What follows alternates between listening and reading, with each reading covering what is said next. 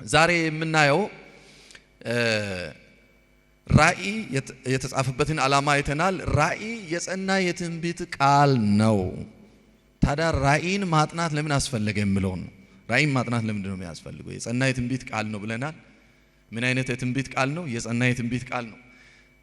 አንዳንድ የትንቢት ቃላቶች ሊሻሩ ይችላሉ። ራእይ ግን የትንቢት የእግዚአብሔር ከእግዚአብሔር አፍ የወጣ የማይሻር የማይቀለበስ በዘመናት መካከል የሚፈጸም ኦፍ ኮርስ በዚህ መጽሐፍ ውስጥ የተነገሩ ትንቢቶች በሙሉ የሚፈጸሙ ናቸው።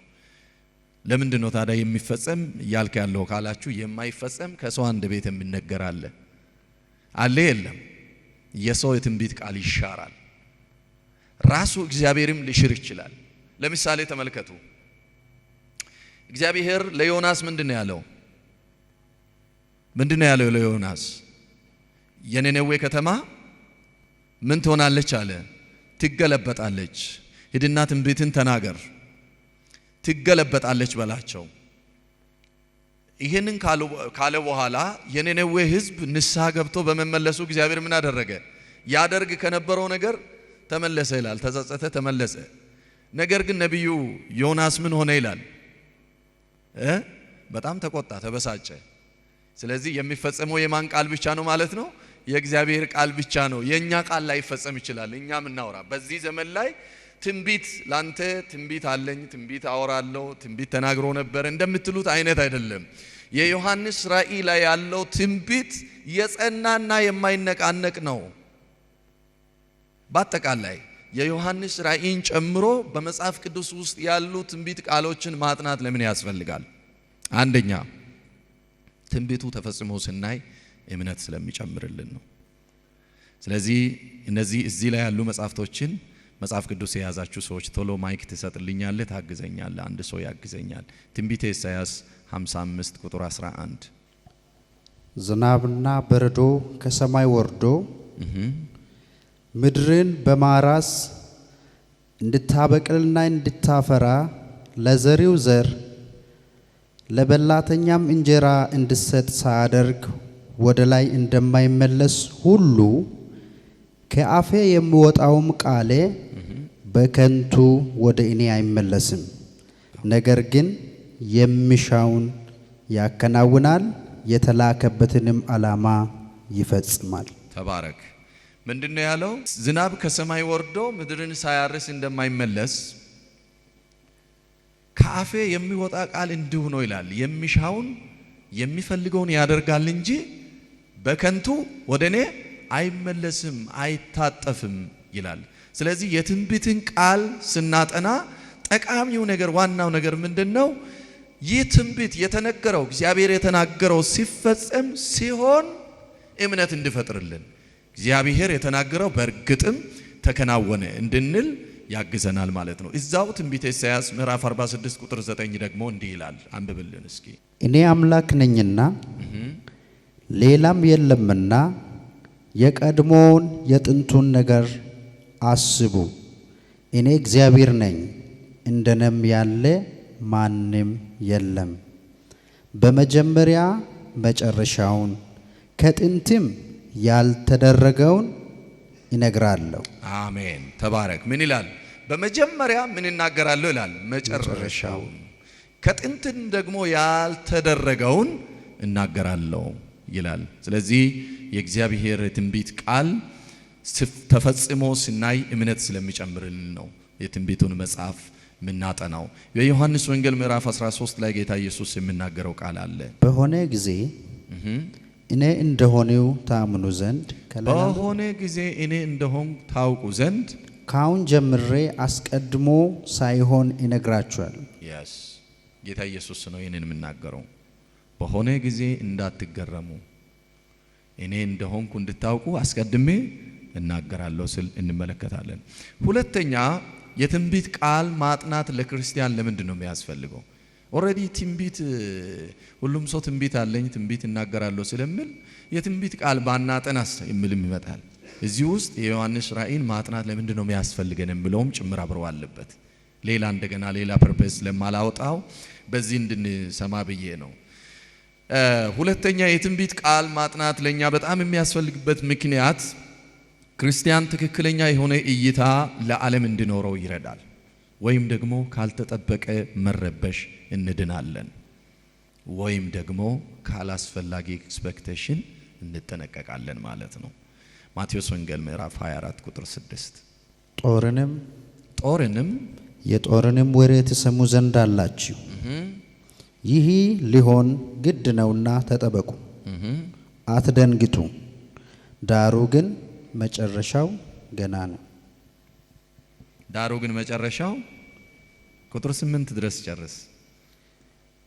ሕዝብ በሕዝብ ላይ መንግስትም በመንግስት ላይ ይነሳልና፣ ራብም ቸነፈርም የምድርም መናወጥ በልዩ ልዩ ስፍራ ይሆናል። እነዚህም ሁሉ የምጥ ጣር መጀመሪያ ናቸው። አያችሁ እንግዲህ ራእይ ላይ የምናያቸው ነገሮች ስለ መጨረሻ ነው ብያለሁ። ጌታ ኢየሱስ ክርስቶስ ደግሞ እዚህ ጋር የምናገረው ምንድነው? መጨረሻው ራሱ እንዴት በሚጥ እንደሚጀምር አይታችኋል። እዚህ ጋር ኦሬዲ ያልተጠበቀ መረበሽ ውስጥ አንገባም ማለት ነው።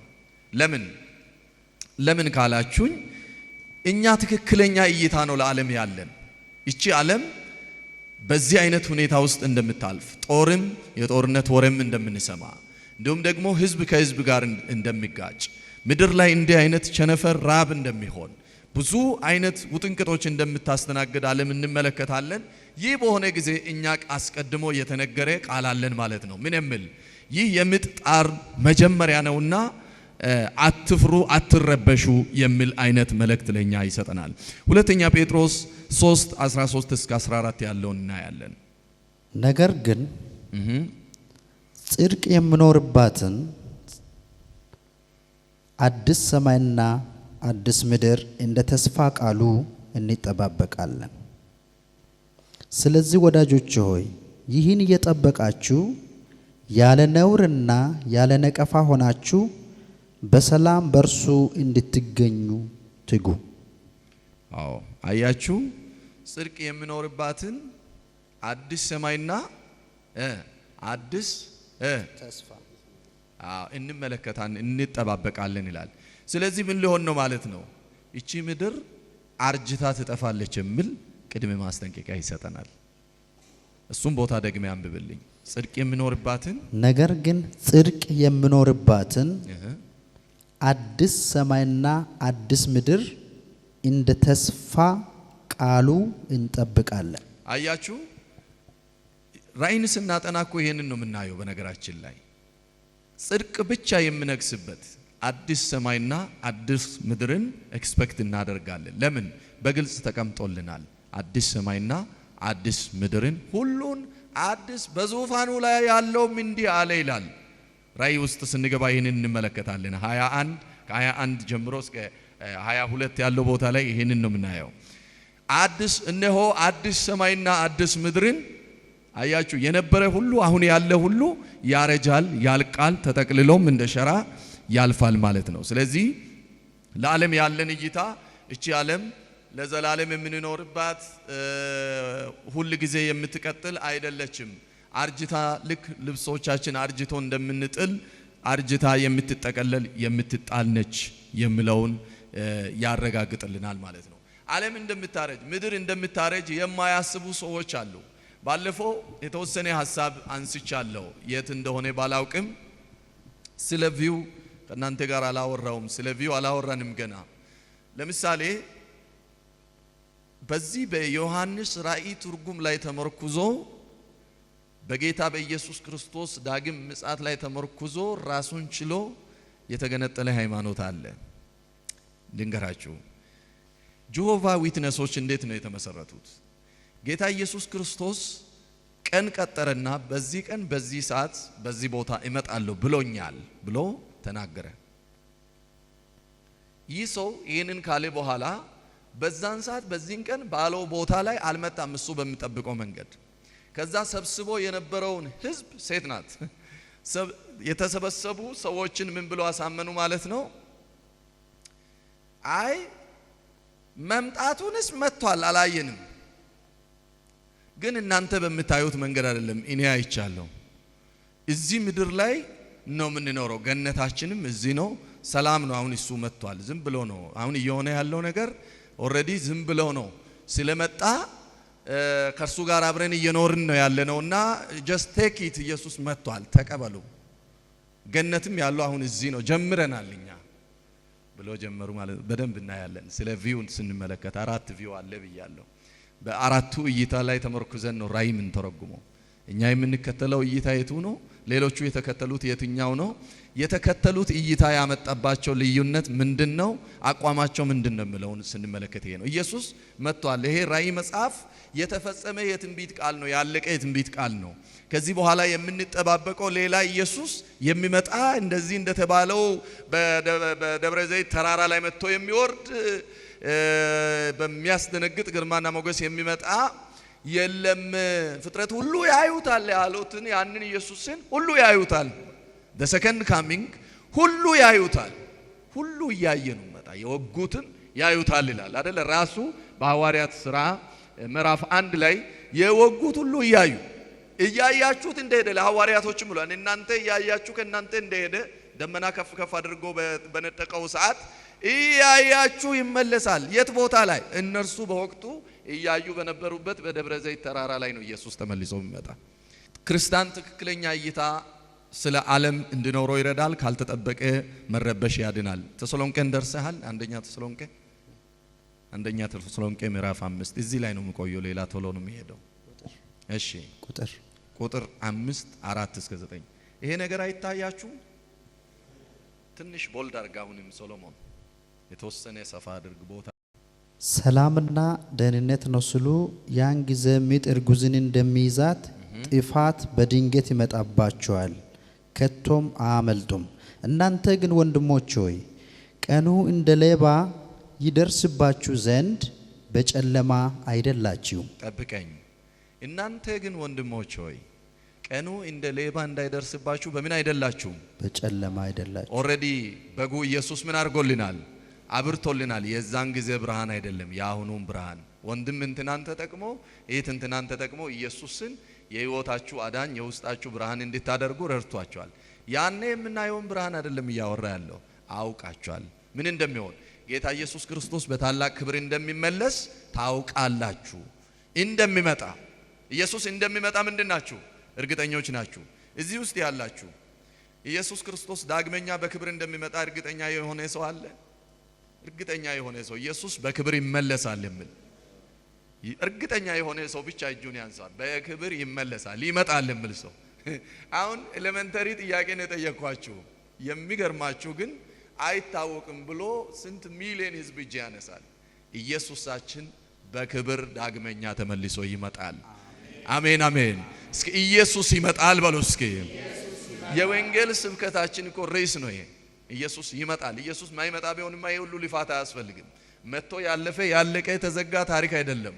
በወንጌል ውስጥ እኛ የምንጠብቀው ብዙ ተድላ፣ ብዙ ህይወት፣ ብዙ ሰላም፣ ብዙ ደስታ፣ ብዙ እረፍት በእሁድ ሁሉ ጊዜ እንደሚደጋግምላችሁ ገና እዚህ ምድር ላይ ራሱ እቺ ድላ ላይሆን ይችላል።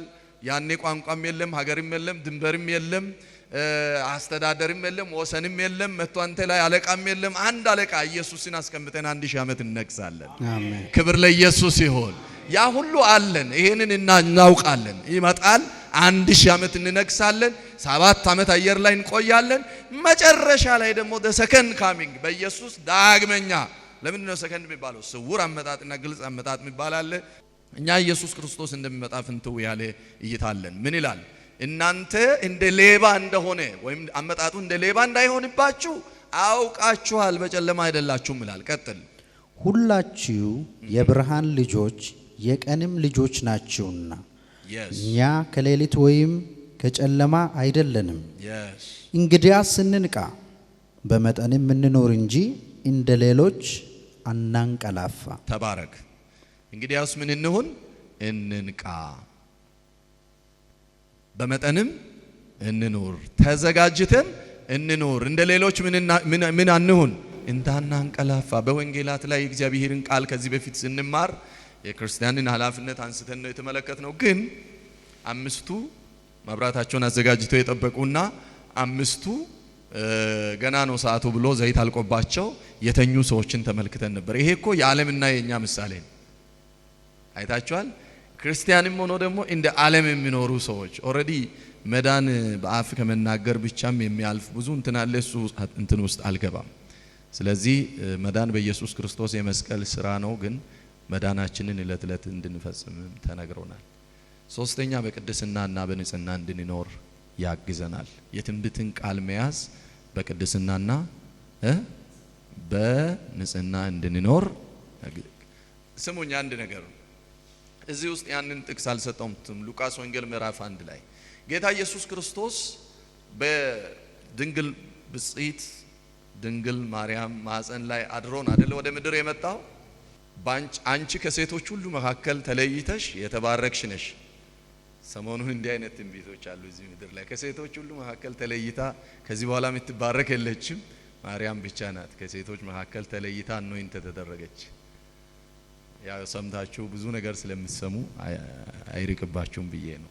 ከሴቶች መካከል ሁሉ ማለት በዓለም ላይ ከሚኖሩ ሴቶች ብቻ ሳይሆን ለወደፊትም ማንም በማይመጣ መልኩ she is destined ለዛ ክብር የተለየሽ ነሽ አንቺ ብሎ ምን አለ? ይሄን ለምንድን ነው የተናገረው? እንደ ማንኛውም ሴት ከዚህ በፊት በንጽህና እንደኖርሽ ሁሉ ከዚህ በኋላም እንደ ማንኛውም ሴት መኖር አትችይም ማለት ነው። ስለዚህ እግዚአብሔር የተናገራትን ነገር መንፈስ ቅዱስ በላዩ ላይ መጣ እንዳለውም መንፈስ ቅዱስ እንደተናገረውም በእግዚአብሔር ፍቃድ በውስጧ ኢየሱስ በአደረ የመጽነሷ ወራት ሁሉ አሳለፈ። እንደ ማንኛውም ሰው እንደሚቆይ ቆይታውን አሳለፈ፣ ተወለደ ማለት ነው። በዚህ ጊዜ ስሙኝ ኦሬዲ አርግዛለች ወይም ደግሞ ከመንፈስ ቅዱስ የሆነውን ክርስቶስን ይዛለች። ኦሬዲ ሺዝ ዮሴፍ ተቀብሏታል አይደለ? እንዲቀበላት መንፈስ ቅዱስም አሳስቧታል፣ አስገድዷል። ነገር ግን ከኢየሱስ ክርስቶስ ልደት በፊት ሌላ ባለትዳሮች እንደሚኖሩት ኑሮ አልኖሩም። እንዳትሳሳቱ። በክብር ነው የጠበቁት የኢየሱስን መምጣት። ክብር ለኢየሱስ ይሁን። ይሄ እንዴት ይሆናል? ይሄ ዲቫይን ሰክሪት ነው። ዲቫይን ሰክሪት ነው። አንዲት ሴት ተፈጥራለች አሉ። የሆነ እንግሊዝ ሀገር ይሁን እንደ ማርያም በመንፈስ ቅዱስ ነው ጸንሼ የወለድኩት ብላ አንድ ልጅ ታሳድጋለች አሉ። በቃ የሆኑ ሰዎችን እሱ ሌላኛው ኢየሱስ ነው ብላ ያሳመነች ትኖራለች ይባላል። የሰማችሁ ነው? ከመንፈስ ቅዱስ እንዲህ አይነት ዝግጅት ላይም ያላችሁ ሴቶችም ካላችሁ መቼም እናንተ ላይ መጥቶ ኢየሱስ ለኛ አይሰጥም። እንዳትጥብቁ፣ አታድርጉ፣ አትሞክሩ። አግቡ። ወንዶች ብዙ አሉ፣ እግዚአብሔር ይባረክ። አይ ለምሳሌ ካስተምሮ ስህተት የሚመጣ ነገር መቼም አይድንም። ማግባት ነው እንጂ በሌላ መንገድ ልጅ መውለድ አትችሉም።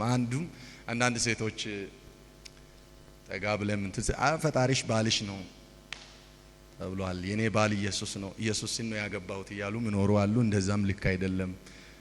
ባልሽ ነው ሳትሉ ፈጣሪ አምላኬ ነው።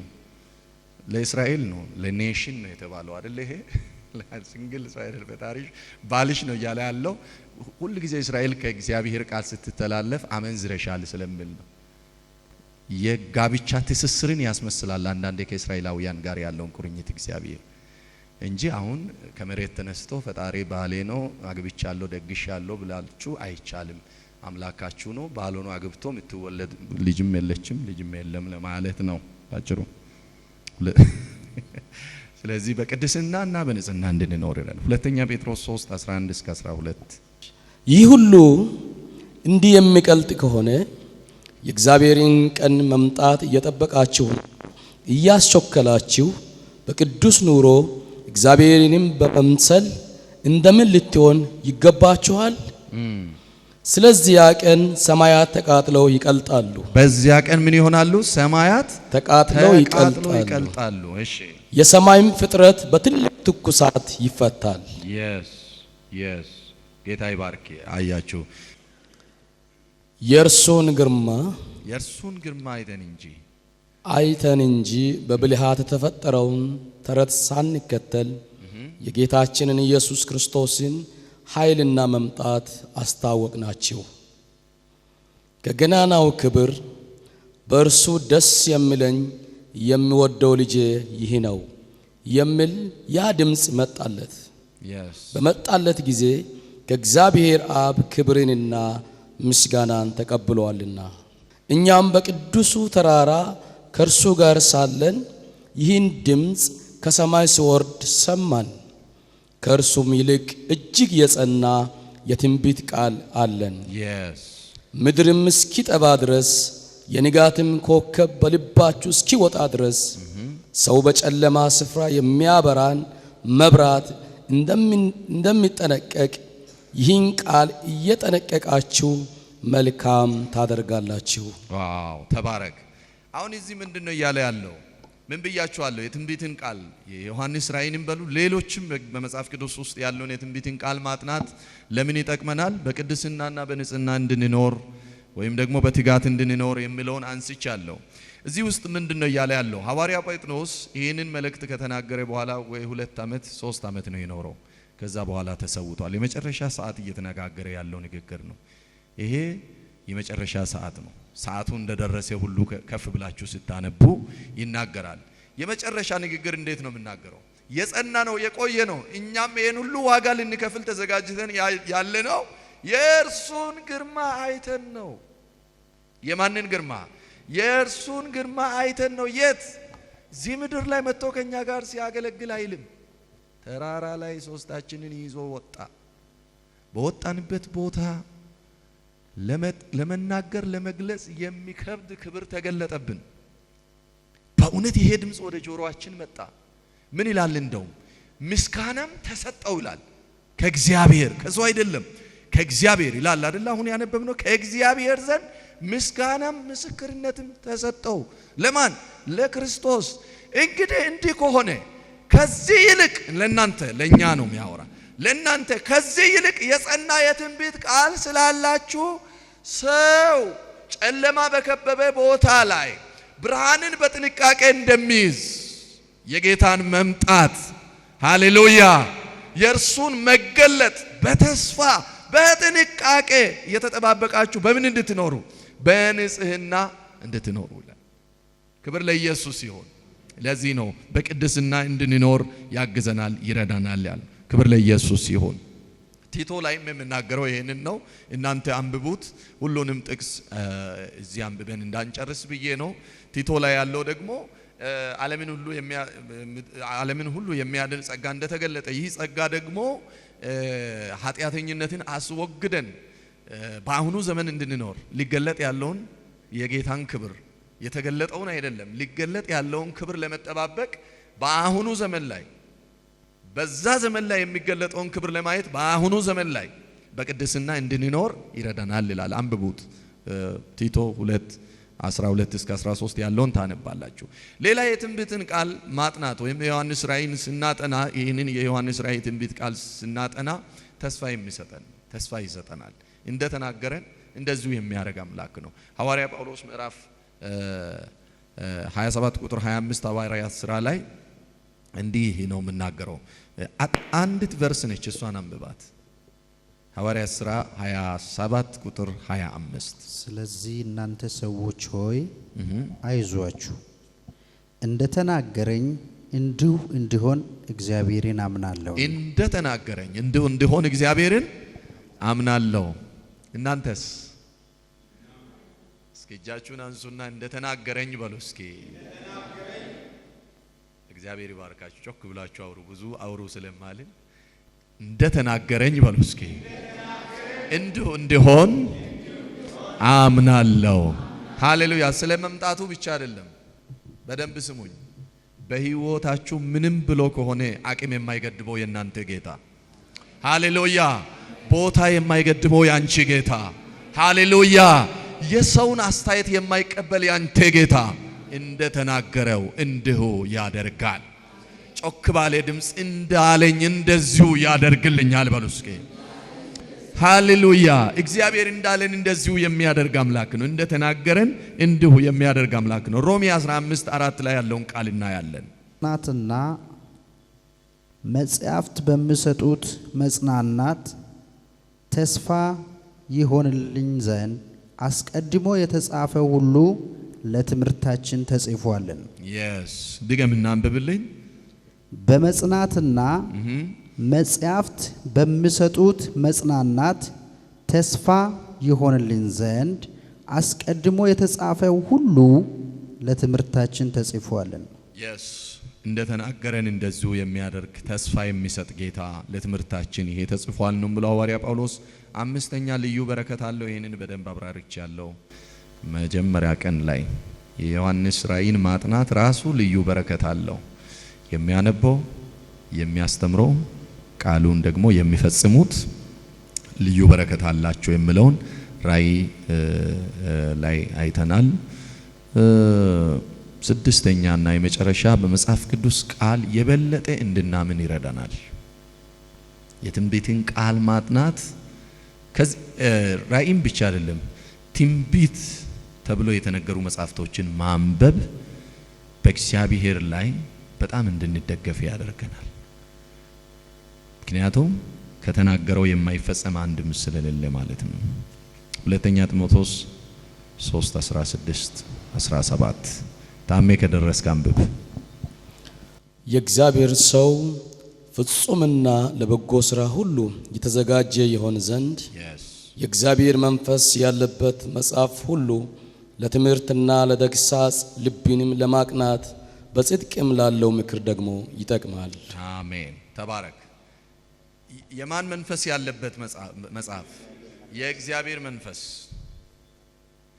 ባዮሎጂ ኤዲት ይደረጋል፣ ኬሚስትሪውም ፊዚክሱም እዚህ ምድር ላይ ያሉ ዕውቀቶች ሁሉ የሸመታችኋቸው ዕውቀቶች በሙሉ ጊዜን ጠብቆ ኤዲሽን እየተባለ ኤዲት እየተደረገ የሚጣል እየተጣለ የሚጨመር እየተጨመረ ይሄዳል። ልብን ለማቅናት ሕይወትን ለማስቀጠል ነፍስን ደግሞ ለመመገብ የሚጠቅመው የእግዚአብሔር እስትንፋስ ያለበት ቃል ነው። ይህም ቃል የእግዚአብሔር ቃል ነው። ክብር ለኢየሱስ ይሁን። በዚህ ቃል የሚጽናና የትንቢቱን ቃል የሚያነበው ሁሉ በእነዚህ በረከቶች በእነዚህ ዕውቀቶች የሚሞላ ይሆናል ማለት ነው። በእግዚአብሔር ላይ እንድንታመን እግዚአብሔር አያስገርማችሁም ወገኖቼ? በአብርሃምን ለኔና ላንተም እኮ ያስገርማል። አያስገርምም? እግዚአብሔር አያስገርምም ወይ? በ100 ዓመት ላይ መጥቶ ልጅ የሰጠ ጌታ አያስገርማችሁም? መካን የነበረችውን ሴት መካን የነበረችውን በጩኸት በጭንቅ የነበረችውን ሴት እንደተናገረ ልጅ የሰጠ ሙታንን ያስነሳ የተናገረውን ሁሉ የፈጸመ የእስራኤልን ሕዝብ ከ430 ዓመት በኋላ ተመልሶ የጎበኘ ተስፋ ይሰጣችሁም ልባችሁ ውስጥ ያንተ ነገር አሁን ባለበት አያበቃለትም። እስኪ እጃችሁን አንሱና የኔ ነገር በሉ እስኪ ተስፋ እንደሰጠኝ እንደተናገረኝ እንዲሁ በሚያደርግ ጌታ አሁን ባለበት ወይ ትናንት በነበረበት እዛው አይቆምም። ታሪኬ እዚህ አይደመደምም። ተናግሮኛል፣ አምናለሁ፣ በቃሉ ይደገፋለሁ፣ ይተማመናለሁ። እግዚአብሔርን አንተ መታመኛዬ ነው እለዋለሁ፣ እርሱም ደግሞ ይታመንልኛል። ሃሌሉያ! እግዚአብሔር መታመኛችን ነው። ክብር ለኢየሱስ ይሁን። አሜን። ክብር ለኢየሱስ ይሁን። እንድንታመን የሰው ቃልስ በዓለም ላይ የከሸፉ ተስፋዎችን ትንሽ ነገር ልናገራቸው። በዓለም ላይ የከሸፉ የዓለም መንግስታት ዶላር ያላቸው አቅም ያላቸው ሀብታም የተባሉ የምድር ሀብት ምን ሆነ ይባላል? ጨቀየ ይባላል። ሀብት በጣም ሲበዛ ሰው እንዴት ነው የምትሉት? በሀብት የጨቀየ ነው አይደል የሚባለው? እንደዚህ ሀብትን እንደ ጭቃ የሚጫወቱ ሰዎች የገቡት ቃል ኪዳን አልተፈጸመም። ፌልድ ፕሮሚስስ የሰላምና የጦርነት ማቆም ተስፋዎችን እንመልከት። ምን ብላ ነበር ዓለም?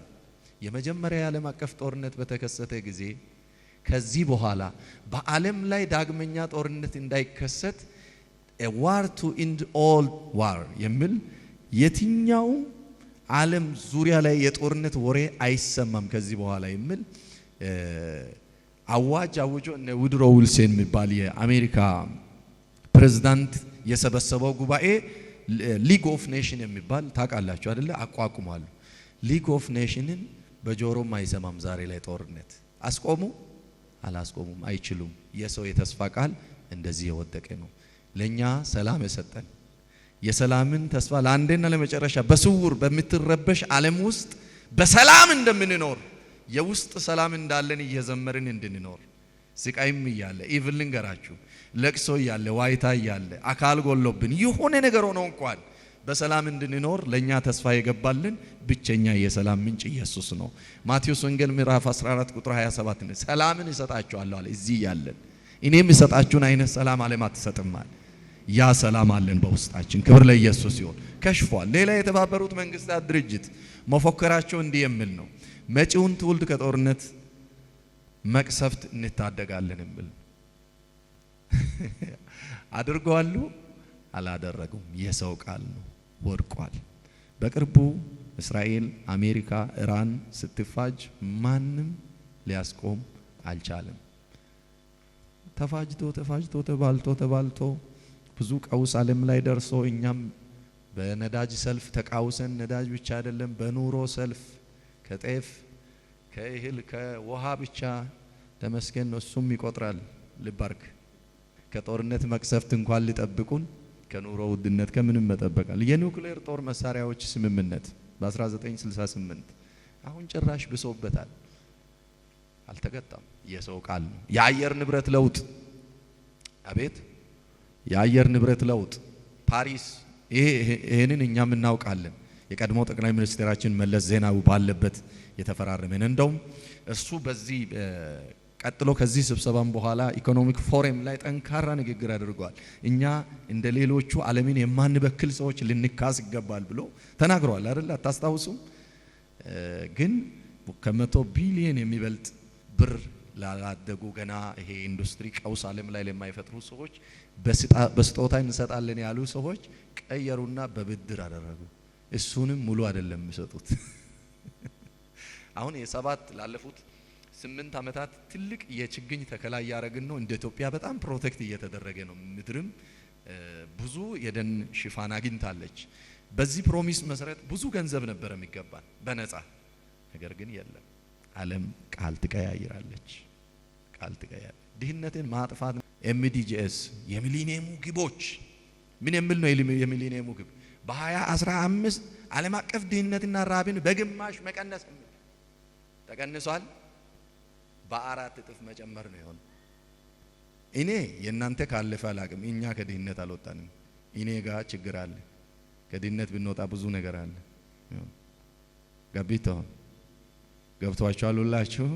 ዓለም እንዲህ ውሸታም ናት፣ አታላይ ናት። እንደዚህ አይነት ውሸት የዘላቂ ልማት ግቦች ይሄማ ስንት ያወያይተናል እስከ ሌሊቱ 8 ሰዓት። ዘላቂ የልማት ግቦች የዚህ ደግሞ ልንገራችሁ በጣም የሚያስቀው ዜሮ ሃንገር ይላል። መቼ? ከዛሬ 4 ዓመት በኋላ በዓለም ላይ ያለው ራብ በሙሉ ዜሮ ነው። ራብ ማንም እህል አይለምንም አለ። ሆኗል፣ ተፈጽሟል። የከሸፈ ተስፋ ነው። የጤና ትናንት እኔ እናንተ እያየን ዓለም የገባችው ቃል ኪዳን ኮቫክስ ዓለምን በአንድ በኢኩዊቲ እናዳርሳለን። ኮሮና ቫይረስ ማንም እንትን እንዳይል ብሎ ትንሽ ክትባት ፍንጭ ከተገኘ በኋላ ቃል ገቡ። አድርጓሉ? አላደረጉም። እኛን እግዚአብሔር ነው የጠበቀን። እኛን እግዚአብሔር ነው የታደገን። የተናገረን ጌታ፣ የመኖርን ተስፋ የሰጠን ጌታ ነው የታደገን። አሜን አሜን። በቴክኖሎጂ በስልጣኔ የናኙ ሰዎች እኮ አልተረፉም። ብዙ ሺህ ሰዎች ሞቶባቸዋል። እኛ ድሆችን ፈጣሪ አለ ብለን በቤተ መንግስት ጭምር ጸሎት አውጀን የቆምነውን ሰዎችን ቃሉ ጠብቆናል። ሃሌሉያ! ዓለም በቃሉ አልጠበቀችንም፣ ጌታ በቃሉ ግን ጠብቆናል። ለጌታ ቃል ክብር ስጡ። ሰባተኛ